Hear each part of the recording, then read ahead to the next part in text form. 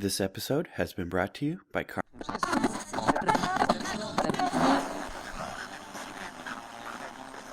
This episode is now property of the Umbrella Corporation.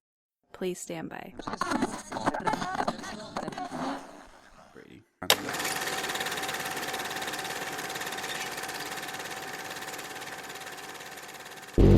I never fucked anybody over in my life. Didn't have it coming to me. You got that? All I have in this world is my balls and my word. And I don't break them for no one. You understand? I'm sorry, Dave. I'm afraid I can't do that.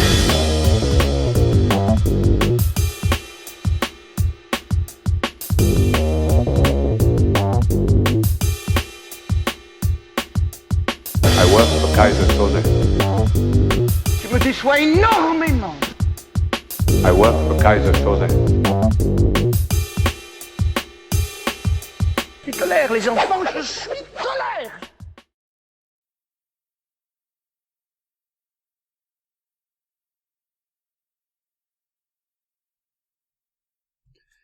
Hello there, my fellow STARS members. As you could have guessed by the intro, we're going to be looking at the Resident Evil film series today, which is probably the most successful video game adaptation movies that have been made. Each one probably, I'm sure there's video game movies that have outgrossed each individual movie, but if you look at the series as a whole, there's friggin' 6 movies. They spent, $250 million to make all of them, and they've grossed probably when the 6th one's done, they'll cross $1 billion. Why? I don't know. Probably because they know that those movies are not good in the sense of, what we talk about when we say good movies. That doesn't mean I enjoy them. Obviously, we're talking about them today. But what makes them popular? I really don't know. I don't know if I'd call Resident Evil like one of the most popular video game series out there, so I really don't know why these particular movies spawned 6 of them. But in any case, I'm not complaining by any means. Like I said, I enjoy these movies, so whatever. The first one I did see in theaters. Because I would say my experience with the video games would be a little bit of the first one. I think I beat the 3rd one, and I've watched people play Code Veronica, and that's about it. I played a little bit of one on GameCube, but I think I got one level into it, and I was like, get out of here. Other than that, my knowledge of these events, I guess, comes from the movies themselves. I've researched the games and stuff just to kind of see how closely they played along, but that's, like I said, that's where my knowledge comes from. But what I did, I had PSN magazine and Entertainment Weekly at the time, so they both did, I think, counter articles about this. So I was able to kind of find out that this movie was almost like a pseudo prequel to the first game. That mansion that they're in is supposed to be the mansion from the video game. And then underneath there is obviously where shit got started. And this was also one of the first DVDs I ever bought once it came out. I remember I spent 3 weeks with my grandparents, which was fine. It was during summer vacation. I like hanging out with them. They live in Vegas, so it's not like it's boring or anything, but I just had my learner's permit, so I went to my grandma's let me drive you to Best Buy so I can get a movie. So she's like, alright. So we go down there, I pick it out. I also got Lord of the Rings the next week, but she's like, you go pick out a movie, I'll buy you one too. I was like, okay, so I pick out The Time Machine, the one with Guy Pearce, and I think I watched it 5 times in the first week. I brought my DVD player, but I didn't have a whole lot to go on. I had a crappy DVD player. For some reason, it would stop playing movies at 1 hour and 45 minutes. So if you watch a 2, you were screwed. And you know what? She watched it the first time with me, and she actually liked it. So much so that when my mom showed up to pick me up, my mom was like, what'd you do? And I'm like, oh, I watched Resident Evil. And she goes, oh, one of those blood and guts movies. And my grandma was like, shut up, it was good. And I was like, yeah, Mom. Which, in retrospect, is probably not a good thing to gang up on your mom and grandma like that, but hey, whatever. And I always say, I don't like special features, but back then I kind of did, so I learned a lot about this movie from the audio commentary, which I guess is... audio commentaries are different than I like behind the scenes, so you can actually learn a lot if it's a good commentary. I think the one for Fight Club was a little weird, and Seven, because they're like filmed at 2 different times, but that's not what we're talking about today. One of the things I did learn was the term twat shot, which becomes like a recurring theme in the Resident Evil movies. It's like Mila Jovovich almost naked. And you'll also notice too, and they ditched this later on, but they kind of picked it up a little bit in the advertising for the new one. But it draws a lot from Alice in Wonderland. Her name is Alice, obviously. When they're in the chamber room, one of them is sitting up high like the caterpillar, the Red Queen, things like that. And that's what I kind of like about this one is it's its own thing. It's got its original characters, its sort of original story, whereas the next few, while I still enjoyed them, they rely too heavily on the games, and we'll kind of talk about that when we get to them.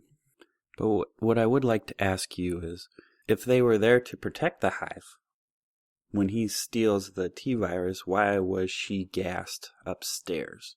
You know what I mean? Obviously, this guy's headed up there with the T-virus. She could have conceivably stopped him. I don't know if that's really clearly addressed in it. But one of the things I really do like in this, and I'm not a big fan of when they pop up in other movies per se, are slow zombies. I don't like the fast zombies. I'm not a big fan of that. I think it kind of takes away from the tension of it. Is it still scary? Hell yeah. 28 Days Later is like one of the scariest zombie movies ever made. But I think zombies need to be slow. That's what zombies are. Not that you can't innovate them, like these movies kind of do, and 28 Days Later did, and brought something new to the genre, but even in my own book, I explain why they need to be slow. Because then you get cool scenes like when they're in the chamber room, and that one's walking up with the axe. Not that he ever uses it, but, you can hear it in the distance before he actually shows up, the metal dragging along the concrete. That's a great scene. And Marilyn Manson he didn't do the music for it, but he did 4 songs for it, which are really cool. I have them on my iPod. I listen to them occasionally. I wonder why he didn't make more. They asked someone else to come in and make more for the second one. Maybe because this one's really bad? That's my guess. I didn't see number 2 in theaters, but I did enter a poster design contest, which I thought mine were pretty good. And the ones they picked, I was like, you picked that over mine. Oh my god. Like I said earlier, these aren't good movies by any means, but this one's a hard watch. I think I bought it on DVD as a blind buy, obviously. I don't remember what my initial thoughts were, but when I came back to it years later, when I bought it on Blue, oh my god. It has that slow motion, choppy shots. Peter Jackson does a lot too. I hate those.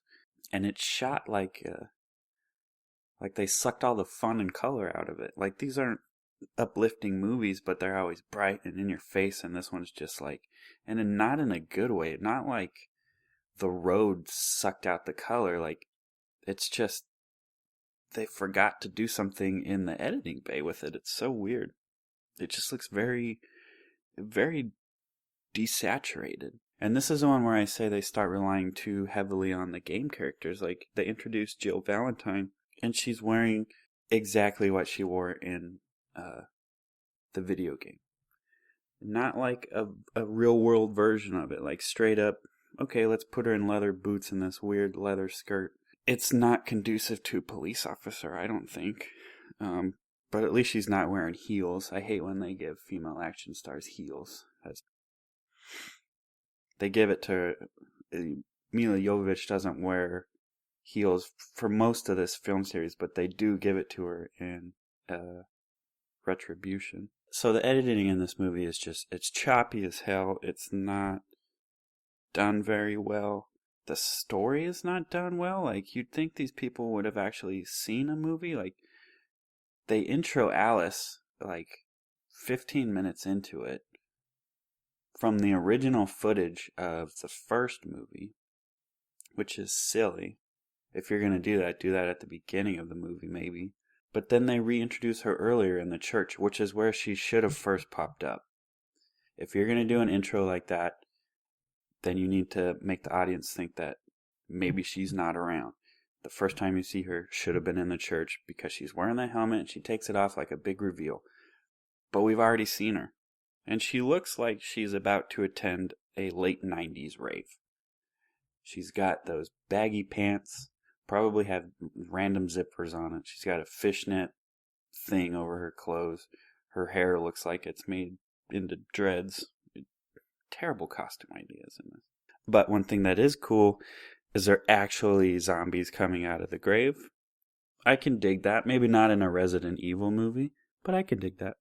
And this is where, I guess what they're trying to do is cram too much game mythology into these short movies. There's so much out there. Like, just pick a little bit of it, maybe a character. Make up your own shit, though. Like what you did with the first one. I don't know. Maybe he just got lazy. But with Paul Anderson, which I like his movies. Whatever. Maybe he is being a little too lazy. Maybe that's his style. I don't know. The one saving grace in this movie, though, and it's a shame what happens to him, is Mike Epps. That's the only thing that makes this movie watchable. And I always appreciate a movie, most of the time maybe, that utilizes practical effects. They do that with the Nemesis. They very easily could have done him like a mocap. It would have been cool if he was fast, like in the game. He does run after people in this, but it's very like, oh, we're going to show him running, but not a whole lot because he's a guy in heavy-ass makeup who can't really run. And there's no reason for him to be hunting the STARS members. First of all, the audience doesn't know what the STARS members are, even though someone awkwardly says, oh, here's the STARS members, here's what they do. Who cares? They have no consequence to this movie, or any of these movies. In the games, absolutely they do. That's your character, is a STARS member. That's why they're up there. But in this, who gives a shit? And you'll find out later, and I'm going to warn you now, even though you're 10, 15 minutes into this. When I get to number 6, I'm probably going to dive into some spoilers. I'll remind you then so you can pause or go watch it or don't care or whatever. But this one starts the trend of, I guess the first one did too, maybe a little bit. Maybe the beginning of this overlaps the ending of the second one. I think it does. Now that I'm thinking about it, I think the beginning of number 2 overlaps the ending of number 1 a little bit, so that's okay. But this starts the trend of setting up an ending and then not really following through with it on the first one. And we'll get to that, okay? But what I want to talk about first is Alice fighting Nemesis. Just like with the STARS members, she has no reason to be fighting him. She doesn't know it's Matt until the end. And he kills someone totally inconsequential to her, and she gets mad. Again. Who? Why? Whenever I write stories, I always ask why. All the time. If I don't have an answer, however stupid, whether it's just because, and that answer better make sense, or it's a red herring, or this is why, you always should have an answer. I don't on this one, and that's what bothers me. Even if it is fucking stupid. I don't care if it's stupid. If it makes sense, cool. I don't fully understand the ending. I guess she's starting to get her powers. I didn't understand it when I watched it the first time. It's still kind of a little bit confusing. they crash the helicopter, but then she's in the laboratory, and then they come and get her, but they're Umbrella members, but they're maybe not, and her eyeball, I don't know. And if you're familiar with number 6, afterwards, and you're coming back looking, reflecting on number 2, they nuke the town. Straight up, they blow it up, trying to stop the virus, which you'll find out later that it's totally unnecessary. But when Alice finds out that they're going to nuke the place, Jill asks what yield the bomb is. You're a fucking cop, not a nuclear engineer or whoever designs bombs. Why do you need to know what yield it is? Who cares? I don't even know. If you were to tell me what yield is it, puppy dog, I'd be like, oh, we're fucked. I don't know what yield it is. Why does she need to know? All you need to know is that there's a nuke on its way to you. You probably need to get away. Again, I don't understand the ending. It doesn't line up with number 3. But at least it ends with a song by my favorite band. I'll always appreciate this movie for that. When I did see number 3, it started this weird trend of only seeing, until number 6, only seeing the odd ones in theaters. Don't tell my girlfriend now, but I took this other girl to go see it. And I didn't like it at first. I hated it. It had a few good jump scares. And as most of you know, if you're fans of this film series, it's probably one of the better ones. I still think the first is probably the best. Maybe followed by, I think number 6, really, to be honest with you. And then this one. This is not a bad one. Like I said, it doesn't really follow the ending of the second one, and they never touch on it. It's never, and it doesn't have to, you know what I mean? Like, you want to pick up 4 years later, cool, but give us even if it's a throwaway dialogue, oh, sorry, we got split up way back then. But we don't know why. They're just off on their own little things, and they never explain why. Maybe they got tired of each other, and they're like, we need to move on.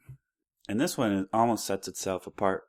This one almost sets itself apart from the rest of it, because the Earth is a deadly wasteland, because the virus apparently attacked everything and turned it into desert, which is cool, but none of the other movies reflect this. None of them. And it's kind of a weak explanation as to how the virus spread. It's not like the ending of The Rise of the Planet of the Apes, where you see that cool graphic of the virus spreading through the airports and whatnot. It's just this planet, and it's turning brown, and that's where we're at now. And why? And this happens in any apocalyptic show you see. Why do they always find brand new cars? She's got a brand new motorcycle on this, even though it's years later. Is BMW still making bikes at that time? Do they still have enough faith in the world that they're going to come back and make bikes? People are going to want bikes? I don't know. It happened in The Walking Dead, too. They find brand new cars. Oof. This one has kind of a Mad Max feel, too. Their little caravan with gasoline and the school bus. I'd like to know if that was direct influence or just happened to be coincidence or in the back of your mind. And what's weird is, if you've seen the 6th one, and if I remember, I'll touch on it. But Umbrella actually seems to be trying to contain it in these first couple. They nuke the city. In this one, he's trying to domesticate the zombies so they can use them as a workforce. Maybe that ties in now that I'm thinking about it, but we'll talk about that when we get to number 6. Kind of like Fido, if you've ever seen that. That's a good zombie flick. And again, characters are sprinkled from the games here and there for no apparent reason. They're not even regularly featured. It's not like they're main character. Like, any character in this doesn't have a reason for you to care about them. There's no backstory to them. They're there as zombie fodder. And it's not even like when someone dies, you're like, oh. It's like, hopefully he dies cool. But they get rid of the one entertaining character. You killed off Mike Epps. He was the best thing going for the last one. He was probably the best thing. He would have made this movie so much better. And you killed him. Why? Kill off that other guy from The Mummy. That guy should have gone. Or Johnny Cage. Kill him earlier. Yeah, Johnny Cage is in this. Do you think Wes Anderson was like, hey, I know you're directing this, but my friend here would love a job. He played Johnny Cage in Mortal Kombat. He can do the splits like no one's business. And he's sad that he lost a $500 pair of sunglasses. Help a brother out, please. These movies are perfectly watched spaced apart, spaced out over time. Once one is released in theaters, that's cool. Watch it, whatever. But it'll frustrate the shit out of you. Like I said before, the endings don't match up if you binge them. They're completely separate movies. What I equated them to was almost like on a need-to-know basis. Like, okay, we'll make a new one. We kind of left this one on a cliffhanger, but we don't have an overall idea. Like, Christopher Nolan's Batman movies all stand alone, but they also have this overarching theme. The only ones these have an overarching theme of is Umbrella, which loves to stamp their logo on everything. Let's say humanity survived, and they're like, who caused this? Just look for the fucking logos that they stamp on everything. Bullets, cars, doors, floors, probably umbrellas too. Hats. I'm sure like each person had to get an umbrella tattoo when they started working. I would wager that. But it's cool that there's another hive though. And they show a little bit more in the next one because Umbrella's head corporation is in its own little hive. It's kind of like a running theme there, I guess. But I like those underground facilities. It's cool. Kind of gives you a sense of, and that's maybe why the first one works so well for me. It gives you a sense of claustrophobia when you're in those. You can't jump out a window. You may run into a dead end. Out in the open, like once these apocalyptic zombie movies get out in the open, I think that's where the scares go away. You got plenty of places to run. So it was nice in number 6 when they kind of go back to that a little bit, I guess. What I do like about all of these, in a way, there's no really like final boss, kind of like the video games, in a way. She always fights something, but it's never like, I want to say consequential. She fights Dr. Isaacs when he turns into the movie version of William. And that's what I'm talking about. Like, it's not William from the video games. It's Dr. Isaacs in a similar monster-like role. Do stuff like that. You know what I mean? Like, here's our version of this. Here's our version of the liquor. Here's our version of Nemesis, which it looks exactly like the one from the video game. They probably should have movied him up a little bit. But that's the stuff I want to see, not like direct pandering, I guess, to the video game crowd, which isn't a problem, but make it your own, But we get to see William. Why not a Mr. X and a tyrant? That's a cool villain. I like that guy. It's a lot scarier, for sure. And when I saw this in the theater, I hated it so much that it sealed the deal for me on Resident Evil movies for a long time. I didn't go out and buy it when it came out. I didn't own it until number 4 was already on Blu-ray for a while. I was the same way with Retribution, and I don't even know why I bought Retribution, to be honest with you. It's probably the completionist in me, and we'll talk about that when we get there, but I gave it such a low rating when I rated it. That was so bad. Maybe because I was not going in it with an open mind. Like, I liked number 4 so much that I was like, yeah, here we go. Number 5, let's go. And it just didn't do it for me. You have to kind of go in there with low expectations, even if you liked the one before it. Go in there with low expectations, open heart, open mind, and just enjoy the thing. These are dumb movies. No one's calling them good movies. But if you like them, more power to you. I do. I own them. I own them all. I bought Resident Evil a couple of times. I'm going to buy number 6 when it comes out. So, whatever. If you don't like that, come fight me. I don't care. Number 4 is the return of the prodigal son. Each one had made more than the last, but they're probably, I don't know if Paul Anderson was like, I'm bored, let's go do another one, or they're like, please come back. But he did, and to his credit, Like, I like Paul Anderson, like I said. Event Horizon is like one of my favorite movies, and that's a good movie. I don't care who you are. I don't care if you hate Paul Anderson. Event Horizon is a good, scary movie. He should do more movies like that. He should do more movies that he doesn't write. He's better at that. But to his credit on this one, he comes back and delivers a movie that is not like himself, I guess. I don't know, it's interesting to look at. It's got these neat visuals for the most part. There's still some Wes Anderson trickery in here. Like when she swings down the prison and she's shooting things, like that's silly. Landing a plane on top of a prison. Come on. But it's got that nice slick style to it. You know, like I was telling you earlier, like all of these movies are bright and they pop even though it's a post-apocalyptic. I think that's what makes them stand out. They're not this drab bleh fest, you know. They're neat to look at. And I remember watching this thinking, this looks a lot like Silent Hill. You know, those cool hammer guys, as cool as they are, look like Pyramid Head from Silent Hill. And I don't know. So someone will have to tell me, are those hammer guys in the video game? If so, did they show up before Pyramid Head in Silent Hill 2? Which we'll talk about Silent Hill. Silent Hill is my favorite video game series of all time. So someone tell me if those guys appeared in the video games or they're just something new, which is also cool. And this one kind of starts a new trilogy. So when I watched number 4, maybe I rented it first. I don't remember. I couldn't remember. I hated 3 so much. I was like, I scrubbed it from my brain. I was like, forget this. So when I watched number 4, when they're landing the plane, I had no idea what's going on. I was like, okay, maybe they did do something to get here. I don't remember.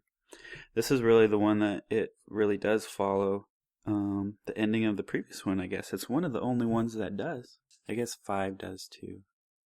I don't know, maybe that theory is going out the toilet the more I think about it. Anywho, but it does ignore it a little bit. Earth is in a desert, obviously. She lands in the fucking green area of Alaska. So maybe because this one starts a new trilogy, I really feel like the beginning of this one, when she attacks Umbrella Corporation, should have been the ending of the last one. It feels out of place. It goes back to the interesting music too, that's for sure. I downloaded the album on this one. And she's got normal hair.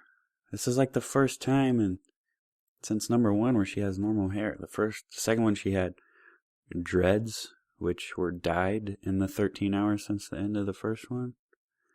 And then she had weird chop job done. Now she's got normal hair again, which is nice. I don't know if they let a kid cut her hair in the other 2. You'd think, I always talk about the endings not lining up. You'd think with the same writer for all 6 movies, there would be at least some continuity. But there's not, as I've discussed. So again, Paul Anderson kind of does a new thing in this. There's a lot of fade to blacks and kind of cut to blacks, fade to whites. It's very artsy. There's a lot of going from normal speed to slowing it way down as action's happening, which kind of reminded me of Zack Snyder a little bit. When she puts the quarters in the shotgun and she shoots it almost every time, like, he slows it down as we see the quarters flying. It's probably a 3D thing, because this was marketed as a 3D. That's why it made so much money. Flying at the screen, which, while cool, serves no purpose. Why would you put quarters in a shotgun? And it's not like she just does it. Like, I'm in a pinch, I have some gunpowder, no stuff to put in it, but I do have this roll of quarters because I was going to the laundromat. But all laundromats are destroyed now, so I just have this roll of quarters. I could put that in my shotgun and use it to save myself. No, that's just what she does. For just this movie. She doesn't do it in another one. She doesn't do it in the previous one. She's not like, it doesn't lead up to this where she's like, I love these quarters. I love this shotgun. What if I could put them together? It's not a gun that shoots quarters. Like a quarter shooting gun. It's just she shoves it in them. I'd be scared. If I was putting quarters in my shotgun, I would want to put it in front of something thick. So in case, not in case, when it blows up, it's not hurting me. And this one was kind of interesting because it's a bit of a mystery almost. Kind of like Children of Men when he's trying to get to the boat. This one obviously has that too with Arcadia. They thought it was a place, but it's actually a boat and it's off the coast and they can't get a hold of anyone. Is it a derelict boat where they all killed and they get on board and they find out that, oh, hey look, this door is shaped like a octagon. What is also shaped like an octagon? I don't know. An umbrella. You know? And they get there and like, oh, fuck, this little oil tanker is actually like a Harry Potter suitcase when you get inside. It's huge. And then there's Albert Wesker at the back, who in these ones is like the head of the company, but is later relegated to bodyguard in number 6. And is a very Matrixy like outfit, ready to Matrix like fight with them. And then it kind of just ends on a cliffhanger, as they all do. But you have to watch. Don't just turn it off when the credits go. And it's not pointed out very clearly who it is, but Jill Valentine is in the helicopter, ready to attack with that weird bug on her chest again. So this one reignited my love for Resident Evil. I was like, yeah. I remember going, I'm going to go run to the gas station real quick. And I'd run to not the gas station because I had to hide my movie loving for a little bit. I would run to the used bookstore down the street and I bought the other 3.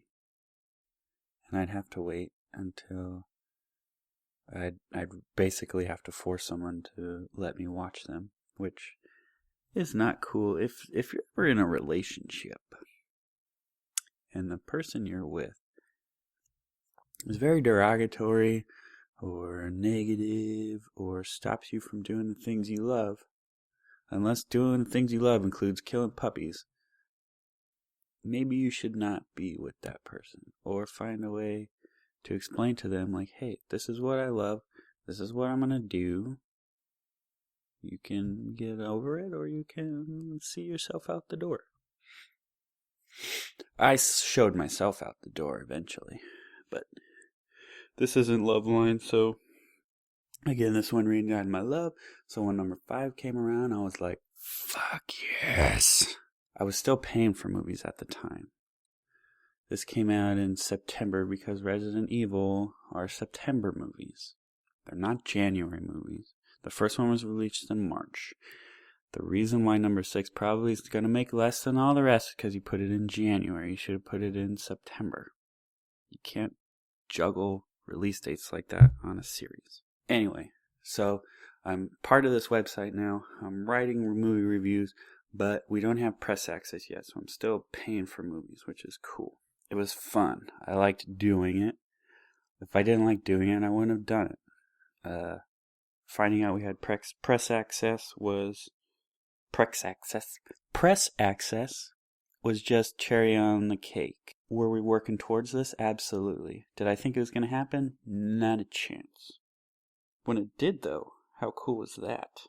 But then it just turned into nothing good. Which, that's a story for another day. We're talking about Resident Evil today.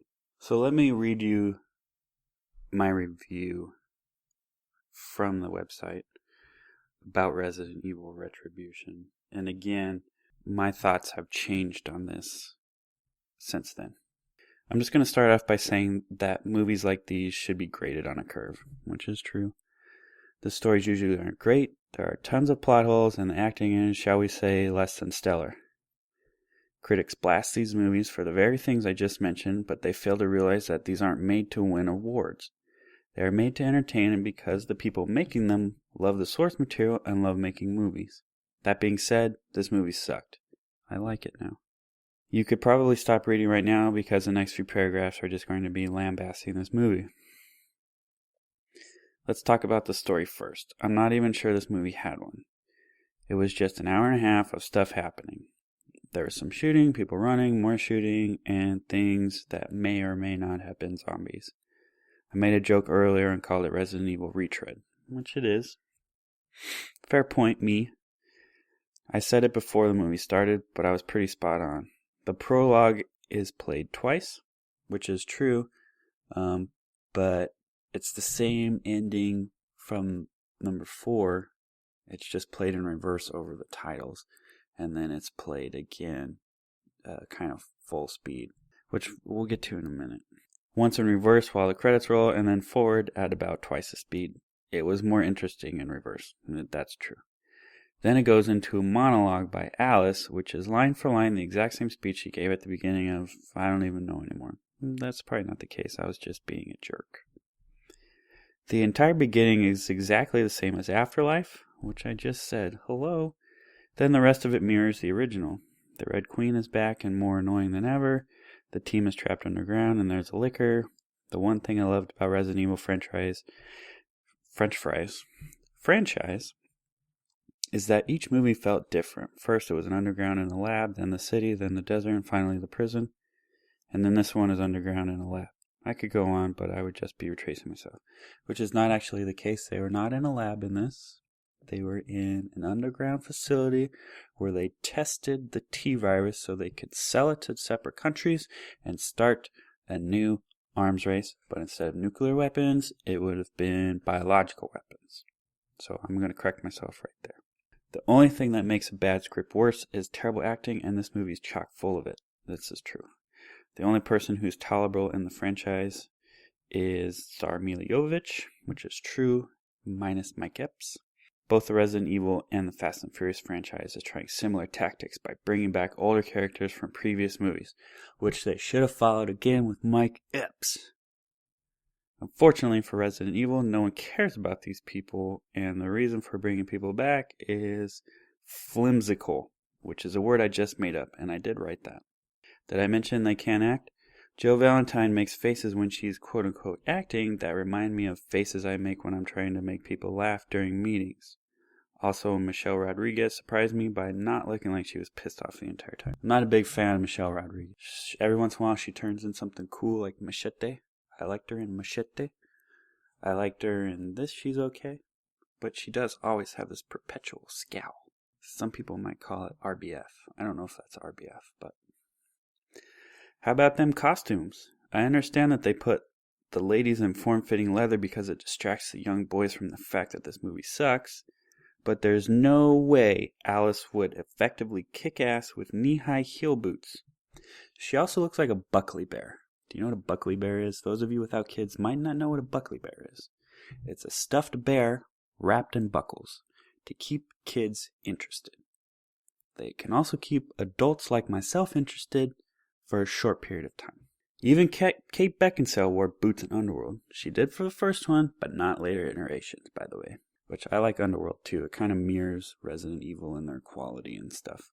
Then there was the strip of cloth that Ada Wong wears, which is retarded. Again, you're being a little too literal with your game references here. It was literally a strip. My t-shirt contains more cloth.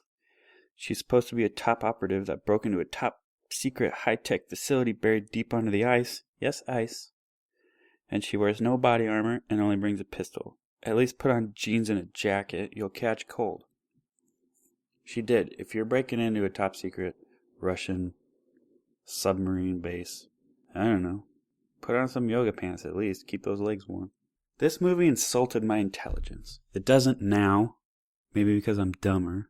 I didn't go into it expecting to be enlightened, but at least entertain me. The entire franchise was steeped in mystery. Even though the mysteries surrounding the events portrayed aren't a central point in the movies, you were always wondering, what was Umbrella up to? Well, you'll find out in the next one. And you always felt that the series was moving towards some resolution. That's thinly veiled at best. This movie just took a steamy dump on all of that. This movie just took a steamy dump on all that I had come to believe in the franchise. I felt so betrayed. It set up more mysteries while ignoring others already set up. Even Ally Larder and Wentworth Miller weren't smart enough. Excuse me again. Even Ally Larder and Wentworth Miller were smart enough to stay away from this one. They weren't even used in archival footage like everyone else is. Burn. They steered clear, and so should you. You shouldn't. I'd also like to say that I hate fast zombies. Again, we talked about this. You can see. I've put it twice now on record. One of the scary parts of zombie movies was the tension created by slow-moving flesh eaters and people's inability to operate standard doorknobs and the like. Which is true. And what is up with Umbrella? I've never seen a company so full of itself that it has to put its logo on everything. See, I've had this idea for a long time. I gave it 2 out of 11. I've since upped that score. But there's no continuity. Her scar, starting with this one, I think, because you can actually see her shoulder again, switches sides. Is that subtle play on maybe she's not the same clone? You know what I'm talking about? The one that goes across her clavicle, down her shoulder a little bit. Again, it's weird watching 4 and 5 back to back because Chris and Claire were standing right next to her at the end, and Jill was wearing a different costume. Which it's going to change from movie to movie costumes, but you can't explain why they're not standing there anymore. Alice was never like, hey, my friends were standing right there, now they're not. And in number 6, you don't even know, you find out what happened to Claire, but not what happened to Chris. They just kind of set sailed somewhere and they're like, fuck that guy. What I do like about these ones, more so than anything, is number 1, the giant liquor. I love giant monsters. Monster movies are my jam. So give me a giant monster movie, giant monster in a movie, you have my attention. And the Silent Hill guys are even bigger. Which they're cool monsters. And while they are cool, I don't really feel like it fits in with the Resident Evil motif, you know. It is more like a Silent Hill character. That's why I call them Silent Hill guys. And as you know, if you've seen these movies, as I've talked about, they all end on a cliffhanger. So when the submarine shows up at the end of this one, I was like, oh, here's a cliffhanger we'll have to wait 2 friggin' years for. Because that's what time frame they were on at the time, was every 2 years. But there's actually a satisfying climax. There's a nice battle. Rain gets sucked in under the water with the Las Plagas zombies. Which, you want to do fast zombies, do something like that in this movie. Who knows what a Las Plagas is? I looked it up. It's part of one of the video games. It's a separate virus, but it's not explained in the movies whatsoever. And so it's a different virus. Obviously, they look different. They can handle weapons. They can ride motorcycles terribly. They give you increased strength, apparently, and healing and invulnerability or whatever. So that's a good way to explain how some of these zombies act. But again, it's just shoehorned in there. There's no explanation other than, hey, we have this thing we can use, let's shove it in there. Oh, but I couldn't remember really how this one ended. And I know that they end on cliffhangers. So you kind of, even though I tell you to space out the viewings, you should probably know a little bit going into the next one. Which is why I had to watch them all in a row. Which is what I do with most film series, is whenever there's a new one coming out. Or even if I'm like, I want to watch The Dark Knight. Well, I can't just watch The Dark Knight. I need to watch Batman Begins first. And even when I'm done with The Dark Knight, I have to put on The Dark Knight Rises. Because I'm a fucking completionist, goddammit. But this one ends kind of like, obviously they're heading towards a big finale. Obviously it feels like the next one's going to be the last one, even though it probably won't be. You know, there's that big pullout of 2017 Washington, with the zombies everywhere and the fires and the creatures, and then it kind of just picks up way after that. Which now we're talking about the final chapter, number 6, the last one, supposedly. But they said that with Final Destination. But I'm going to talk about some spoilery stuff here, so if you haven't seen it, I either suggest pausing this or stopping it or going to see the new one before you finish this one. Maybe you're waiting until video. That's fine too. Keep this in your queue. I saw it maybe a week after it came out in January. Again, this should have been released in September. It's a September movie, goddammit. But everyone was saying, oh, the editing's bad. This is bad. Ugh. I'm like, oh, fucking great. I know these aren't good movies, but Jesus Christ, everyone is just shitting all over this thing. And yes, the editing is crazy. I don't understand the thinking behind it. I really don't. There's one scene where she grabs something off a shelf. There is no less than 7 camera angles. Not like we're shooting back and forth between 2 different ones. Like 7 different camera angles for her to grab this little thing off the shelf. It would have been nice to actually see the Battle of Washington. We just guess that it's over and everyone's dead. To everyone. Like, and you don't know until later on that she was betrayed. Like, way later on. How and why? I'm going to answer that right now. You ready? Exactly. It did go back to its horror roots, which is nice, of the first one. It's a very dark movie, and what I mean by that is there's not a lot of lights in it.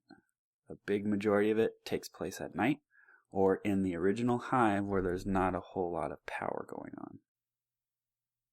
But if you want to go back to your horror roots, doing a smash cut every 2 seconds is not how you convey horror. To me, if you're going to do something scary, you leave the camera on the same shot as long as you possibly can, because at that point, the audience is with the character and they now feel that they can't move as well. That's how you convey horror. It relies on jump scares a lot, and not good ones. It's just, let's turn up the volume a little bit, when there could have been actual tension going on. There's a scene where they're in the hive, and there's this cool creature that's made up of skeletons, maybe, but it's just so quick and jumpy, and I feel like I'm on an acid trip. You don't really get, I'm trying to look at the creature, like, what is that?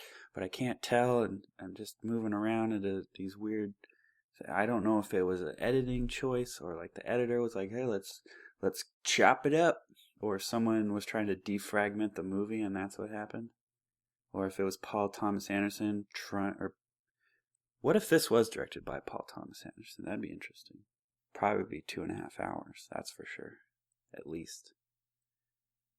Paul W.S. Anderson, if he was trying again to branch out and do something out of his wheelhouse again, maybe that was him. But it's very amateurish to me.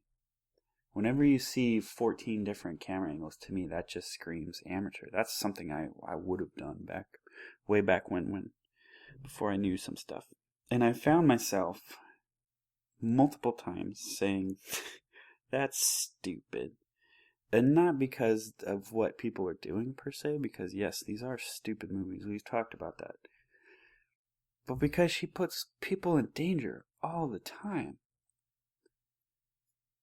Okay, they're in Raccoon City, which again was nuked. With a yield so great that even it concerned Jill Valentine. But it left a crater in the fucking city. I would think that if you nuked a town, you shouldn't go back there for 10,000 years. We still don't go to Chernobyl. But they do, and they have their base set up there, which... Okay, so I'll get to my point in a second, but they're hole up in Raccoon City in this big high-rise. And Dr. Isaacs, who is alive again, but you'll find out later why, is bringing this horde of zombies to wipe out the last human civilization or stronghold or something. And one of their defenses is they have a lot of gasoline. Someone makes a point to say, we don't have a lot of ammo, but we have a lot of gasoline. So when the zombies are there, what do? They dump the gasoline and they light it on fire. But they don't just dump it out. Well, they do dump it out. While Claire is running, she lights it on fire. Hello, wait till your people are safe, then light the zombies on fire. And then they'd pour the gasoline on the inside of the building. I'm like, are you fucking kidding me? You live there. People are here. Your friends and colleagues are there. Be a little bit safer. So, I kept thinking, and I don't know if this is true or not, but I kept thinking to myself, like, you never, with these movies like Lost, whatever video game, books, movies, where there's some clandestine organization orchestrating the end of the world, it never feels like it's on purpose. And this may be, but I'm not paying attention to stuff, but it never felt like it was on purpose. It was always like in an accident. And the first one, clearly, it was because the guy was trying to take the T-virus out of there. So I'm like, it would be interesting if you see one of these movies where the clandestine organization actually did it on purpose. And then they're like, we did it on purpose. And I was like, holy fuck, it's like they're reading my mind. But what they did was, and it picks up this weird religious angle all of a sudden. They want to cleanse the earth like it did in the Bible with Noah's Ark and stuff. So they build their own quote-unquote ark. That's what the first hive was. So if all your people, and they froze their top brass and people who wanted to pay and the rich and the stuff like this, they buried them and cryogenically frozen in the hive. That's what the hive was, according to this movie. But then if you go back to the second one, they nuked the city. They nuked the city where the virus that they released on purpose was getting out, and they were hibernating. That doesn't make a whole lot of sense now, does it? But I did like the ending. It has a very satisfying conclusion to the story. And I knew that even though it's called the final chapter, you can't have a Resident Evil movie without a cliffhanger. At least the ending didn't insult my intelligence by saying, because they cure the T-virus. And what the T-virus does is it kills, or the cure kills the T-virus. So anything infected with the T-virus dies permanently, I guess. So they release it in the crater that is the hive. And all the zombies that they had brought in as their army are now dying around her. And I was thinking, like, I swear to God, it better not be instantaneous where they, like, boom, and everyone's cured. Or, quote, cured means that they're dead. But it didn't say that. She does her little monologue, and she's like, oh, not everyone's cured at once. The antivirus has to catch the wind and spread throughout the wind, which means it might take years. And she speeds off on her brand new Umbrella motorcycle, which again, BMW is still making motorcycles 17 years into the apocalypse. But it really would have insulted my intelligence, even though I don't have my brain on during this movie. If they'd said, like, oh, everyone's good, back to normal, let's get back to rebuilding society. No, she's like, it's going to take a while, we got to get back to our roots and learn how to do shit again. And that's that. Who knows what we'll encounter in the meantime. So that was Resident Evil. I hope you enjoyed tuning in today. So until next time, that is a wrap. Mr. Brown, that's a little too close to Mr. Shit. Are you the police? No, man. We're musicians. I work for Kaiser Soze. But this way, no, amigo. I work for Kaiser Soze. But this way, no, amigo. Where's the fucking money, shit?